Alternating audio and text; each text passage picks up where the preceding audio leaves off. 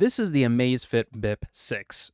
Oh, wait, no, that's an Apple Watch. Easy mistake. This is the Amazfit Bip 6, a decent-sized smartwatch packed with a ton of features with a really affordable price point. So, what's the catch?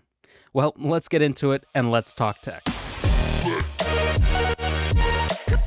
If you're new here, my name is Arnell with Ardently Tech, and today we are going to be looking at the 6th generation Bip smartwatch from Amazfit. It's a smartwatch that is compatible with iPhones and Androids, and there's not a whole lot of compromises really going on here. And when I say that there's not a whole lot of compromises, let me actually take that back. There's actually zero compromises here because this has pretty much every single feature that anyone that is looking at an Apple Watch, for example, would want to consider, and all for a fraction of the price of what you would spend on something like an Apple Watch. Speaking of the price, this does typically hover around $70 to $80. I will have an affiliate link down below in the description with the most up-to-date pricing. That way you can stay up to date on the best pricing if you're considering getting one. And it is a watch that, spoiler alert, I highly recommend that you do pick up. So let's take a look at the specs and a lot of the things that I love about the Bip 6, starting with the display. So it has a nice rectangular display that is strikingly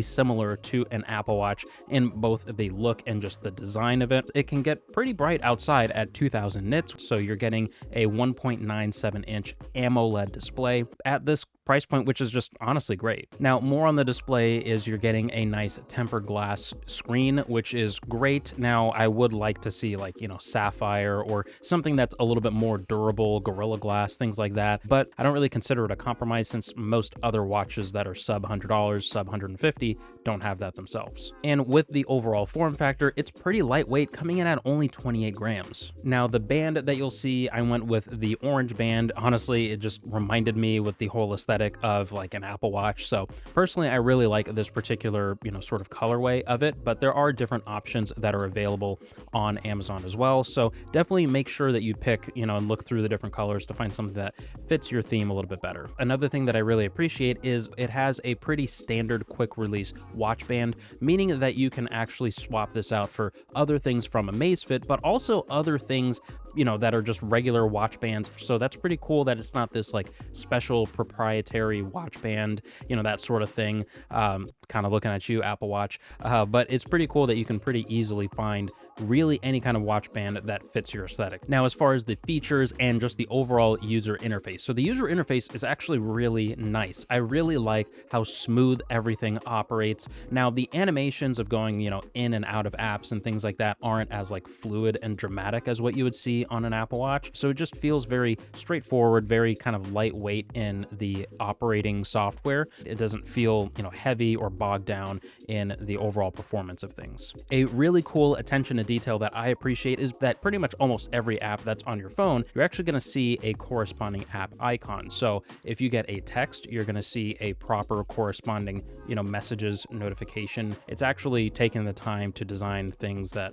people would actually appreciate and pay attention to. Now, sort of navigating around the watch, you'll find that there's two buttons, and these are really the only two buttons, physical things that you can press in to interact with the watch. So the top button is going to bring up your app menu or your app drawer. So you'll see all of the apps that are available on the watch, and there's a ton to choose from, and really pretty much every app that you would expect to see on most smartwatches. Now, the bottom button is going to be your activity tracker and your workout launcher. But if you want to get more, deeper, more detailed information, you can definitely jump into the app. Now, the app is kind of interesting. I'll touch on that in a little bit when I get to the con section. But the app gives you access to, like I said, a lot of the activity tracking information, while also giving a lot of customization in like the watch faces. And there's a ton of watch faces to choose from that kind of fits whatever theme you're trying to go for. And you can also quickly customize the watch faces that you have installed on the watch by just holding down the main screen.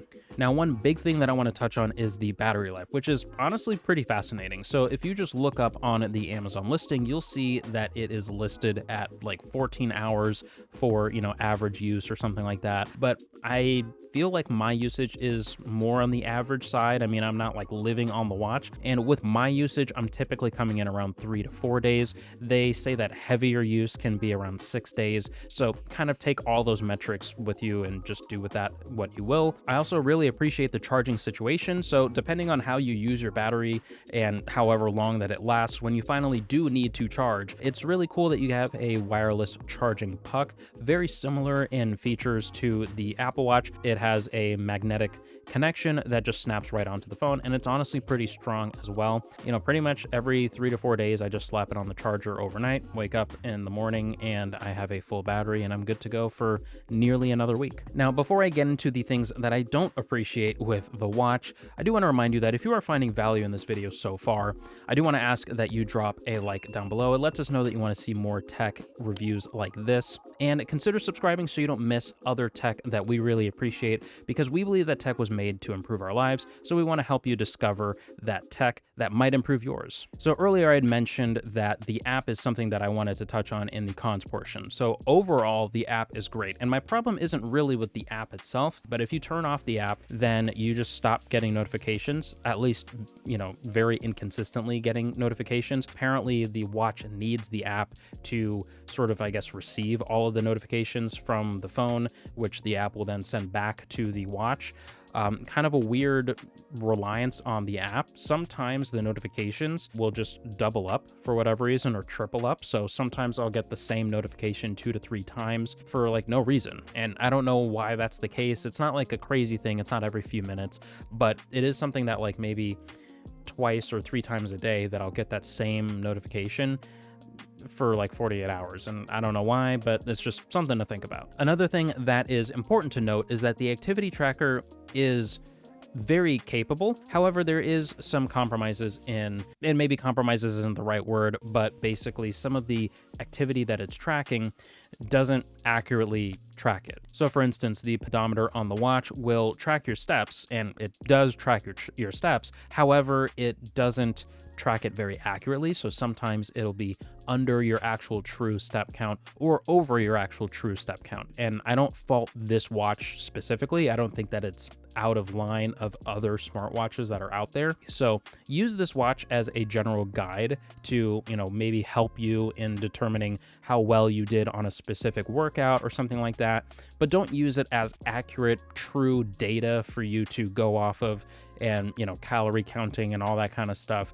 It's just not going to be the right metric that you'll want to go by. Honestly, at the end of the day, as somebody that has been surrounded by Apple Watches since day one with the first gen Apple Watch, I can say that this watch is honestly a fantastic competitor to the standard Apple Watch. And honestly, it's probably the watch that most people that are kind of ambivalent to smartwatches should get. I mean, for people that need the ultimate Apple integration and couldn't be caught dead in anything other than Tim Cook's retirement plan, well, you're not trying to get this watch. You're already on the Apple website preparing a deposit with your credit card for the next gen Apple Watch whenever that will come out. But for someone that's okay with the animations not being as polished or the accuracy of activity tracking not being as fine-tuned, well, then this watch is probably the one that you should get, especially considering the affordable price point. But if you stuck around for this long in the video, please drop a like down below. And if you're interested in another smartwatch that maybe doesn't have this square display, maybe you're looking for something that's a little bit